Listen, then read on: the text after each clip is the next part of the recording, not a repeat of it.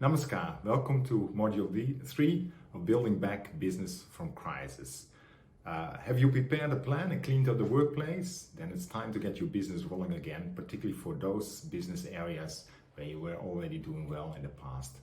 If we are restarting, it means that we are going mission mode to problem solve through interrelated shortfalls in the workforce, operations, supply, and sales.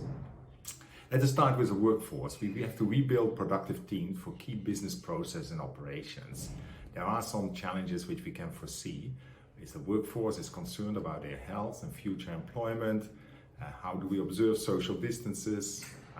The job rotation is no longer possible, so people will have to work on the same place. There could be gaps in experience and skills resulting from part change over the workforce. What can you do? Certainly you should communicate your business plan and expectations to all.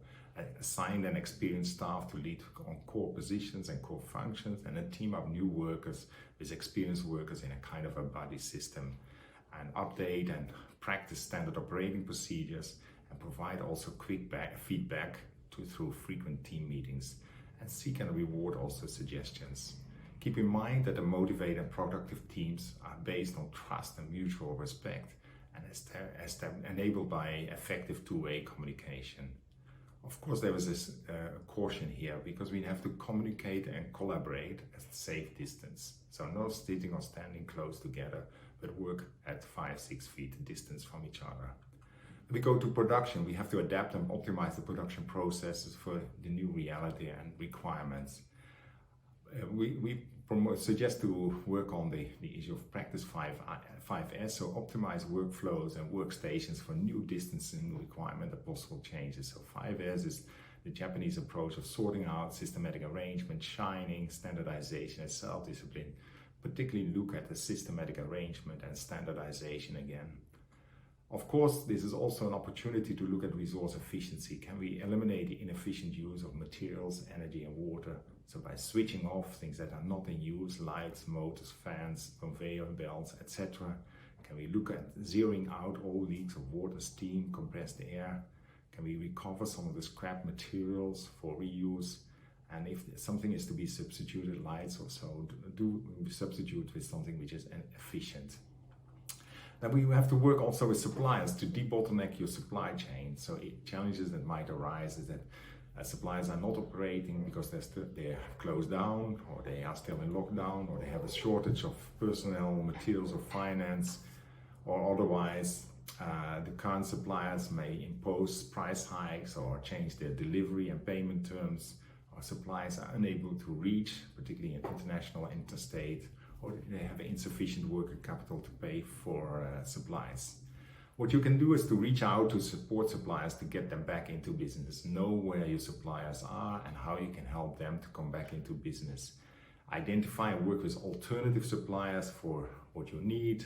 Look locally, so there's not a logistics issue, or look at existing suppliers which have similar capabilities to help you with a new part that you might need. Also look at your neighbors, so maybe your neighbors need something similar, and you can aggregate your demands and get a better price or better opportunity. You might also initiate discussions on prices and payment conditions with your suppliers. Remember that you should strategize down, I would say, the ender ladder of essential, needed, desired, and avoidable. So try to work on what is really essential and reduce that, and then to work on what's needed, and prioritize what you're working on with your suppliers. Likewise, one also has to work with the customers to help the generation of demand. So challenges are that customers might not yet be operating because they're also in a close down or lockdown. The current customers are demanding price discounts or change delivery and payment terms. Our products might be unable to reach customers, particularly international and interstate, and customers might also be unable to pay on time. So also here, they start with reaching out to see where your customers are and how you can help them to get back into business. Also look for new customers and markets where your current or maybe slightly modified products. Explore whether you can aggregate your deliveries with those of other companies in your area so that you can overcome some of the logistic challenges, and initiate also discussions on prices and delivery and payment conditions. Here you can also strategize your sales effort and look at your product offer, and can you move your product offer up the ender ladder from the customer's perspective. If you're in a needed category, can you get to an essential category for your customers? Overall, as I stated at the outset, it is a matter of problem solving, and problem solving is basically a team effort. So we have to understand the impact and analyze the root causes and generate and judge alternatives, select and execute most appropriate solution, and then review impact of the solution and need for further action. This all has to be done now in fast track mode, so not a problem-solving cycle of weeks or months, but of hours perhaps. And that will mean that you accept that you might not get it completely right in the first instance, and that's fine. You can also learn from that. So as a wrap up, I would say that Restart is basically about problem solving in mission mode to address the issues in the workforce, in production, in sales and supply.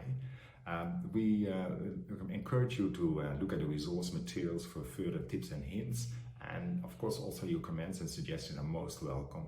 Success in getting your production restarted.